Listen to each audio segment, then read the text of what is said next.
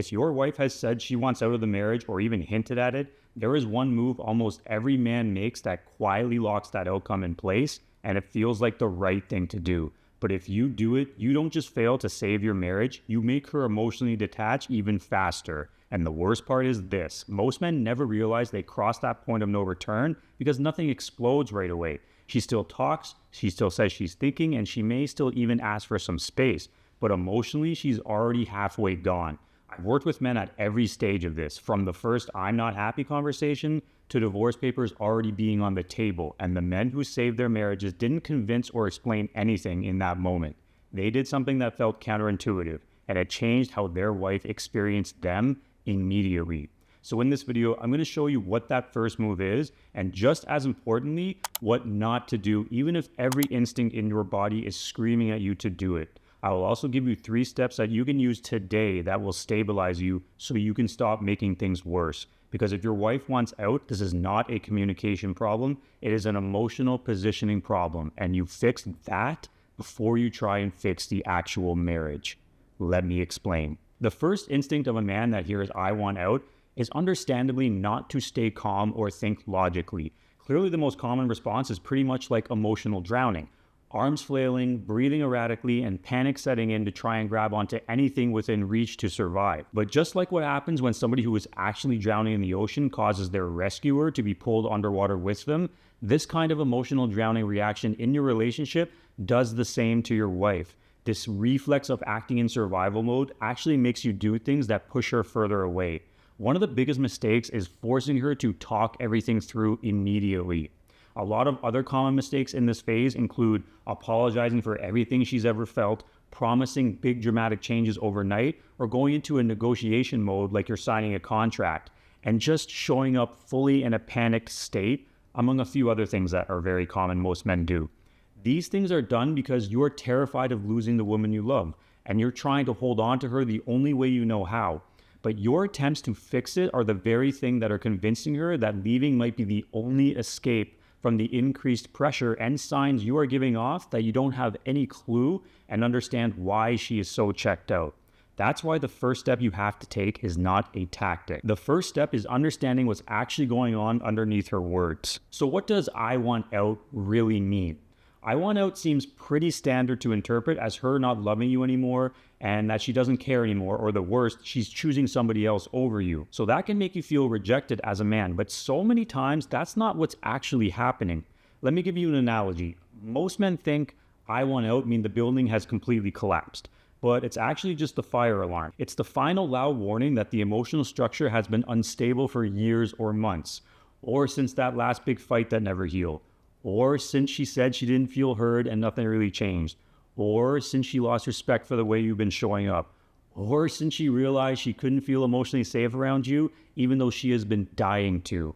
When your wife says "I want out," it usually means that she's reached emotional exhaustion, not emotional clarity that is negative against you. She just doesn't trust the emotional climate, and she doesn't trust the cycles of the same thing over and over again. She doesn't trust the version of you that she's been dealing with for so long, and she doesn't trust that things will actually change. She's rejecting the dynamic and the feeling of being unseen, unheard, misunderstood, and now constantly pressured. The "I want out" announcement is a flare. It is her saying, "I can't keep living the way we've been living." It's a cry for relief, and this is why what you do next matters more than anything. You have one job to do when she says she wants out. You have to cut the panic. As difficult as this may seem to be, because everything you've built, and if you have kids, it's obviously even more challenging and harder to feel, but everything you've built is flashing before your eyes. But you have to shift from reaction to leadership.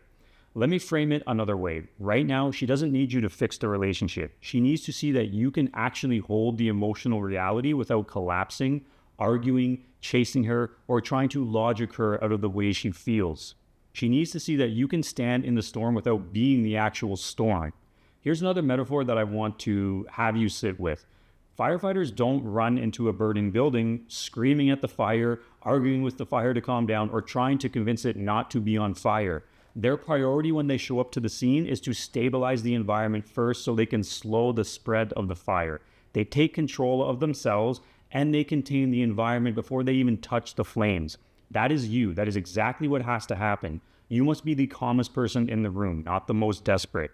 Your first responsibility is to reset yourself, not the relationship. Because when men try to fix things from panic or fear or complete loss of control, it is all out of a reactive state. Reacting is what got you here in the first place. I teach a deeper version of these frameworks in my relationship rebuild coaching program that I can't really get that far into this video. However, I want to give you 3 leadership steps you can start using immediately to give you some air and turn you in the right direction.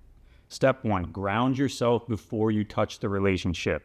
I mentioned above about cutting the panic, and it is imperative to get that panic out of your brain as soon as possible because it's not going to serve you at all and will send your wife right out of the relationship for good. To do that, you have to ground yourself and realize that pretty much all of the actions that you've done to this point have sent the marriage in a direction that you don't want it to go. So you have to realize that more of that is not going to help in any way. Grounding yourself includes separating her emotions and the outcome of your relationship from the identity of yourself. Because if you don't do this, you will continue to overreact and overthink everything, which is going to cause you to overpursue and push her right out of your life for good. Men lose their marriages in this stage because they try to save it while they're drowning. Don't be the drowning man. You have to be your own lifeboat. Step 2, acknowledge the emotional reality without arguing it. Not implementing this step is why conversations blow up and fights get worse and divorce papers get served right in your face in a short amount of time. Acknowledging the emotional reality does not mean you agree with everything she is saying. It does not mean you're validating separation or you're just rolling over in defeat. It simply means that you are strong enough to stand with honesty in this very, very critical moment. If she's telling you that she's done, you don't want to be like all the other men who react and start pleading that you are not and everything can be fixed and begging her to not to leave and begging her to stay. While I understand the notion of wanting to do that, it's going to destroy your chances. You have to acknowledge the way she feels, but firmly state that you are not giving up on you and you take your responsibility for your role. Doing that alone is starting to show signs of leadership. And step 3, stop fixing and start leading. When you take that step of responsibility for the way your role has played out in the marriage, that's not the end. This is the absolute beginning of your leadership shift. You can't just tell her that and think, okay, she understands now that I've taken my responsibility. We are good. She knows I care and understand my role has not been fulfilled. You have to actually start to fill that role and lead in the relationship. And leading contains the ingredients of steadiness, clarity, boundaries, emotional presence, and responsibility without desperation. If you do this correctly, she will start to feel something that she never thought she would have ever felt again. And this is what she wants to see: a possibility that things could be different and that you're becoming a different man that she once lost respect for. That possibility opens the door to a high probability of reconciliation if you do it correctly. By the way, if your wife wants out and you're trying to stay calm but don't know what to do next, I put a link in the description for a free training that goes deeper into the shifts that actually turn the dynamic around. It's helped so many men get control of their situation fast. Check it out after this video. So if you do these steps, what does that actually mean for you?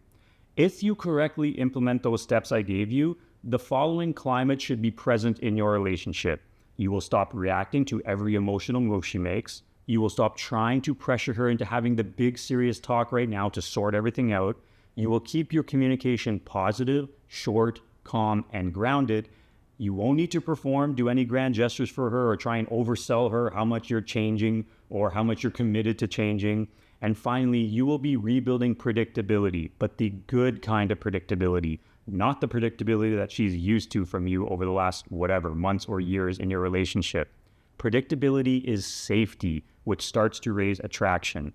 And it is in this environment where you can rebuild the relationship to a really, really strong place. If you can get to a level of positive predictability to her in your tone, in your reactions, in your presence, in your steadiness, and your just handling of general communication with her, you're going to give her nervous system the sense of calm and safety, which begins to open up her heart again for you. So the big question I get all the time from men is, how do I know it's working?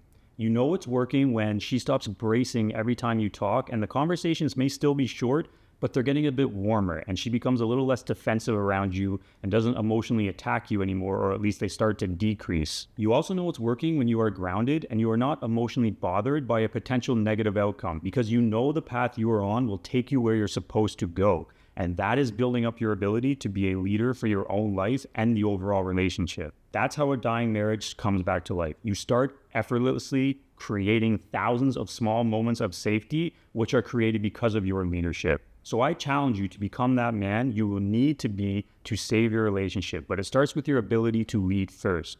Remember the example I gave you about the firefighters, because it is the most pointed comparison possible. Leadership is not being loud or using tactics to put out that fire in your marriage. It starts with stabilizing the surrounding environment and creating the conditions required to successfully turn that fire around. Leadership is calm clarity when everything around you seems to be spiraling away.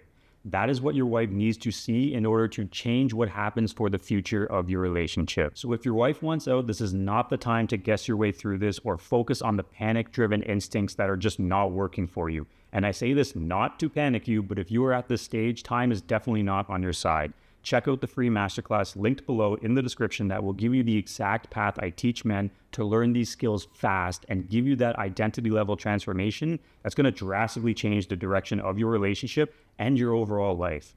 You don't really have time to mess around, and also you don't really have to go at this alone. So watch that free masterclass today and take that first step. Also, if this video helped you, please hit the like button and subscribe to the channel for more content just like this. Thanks for watching, and I will see you in the next episode.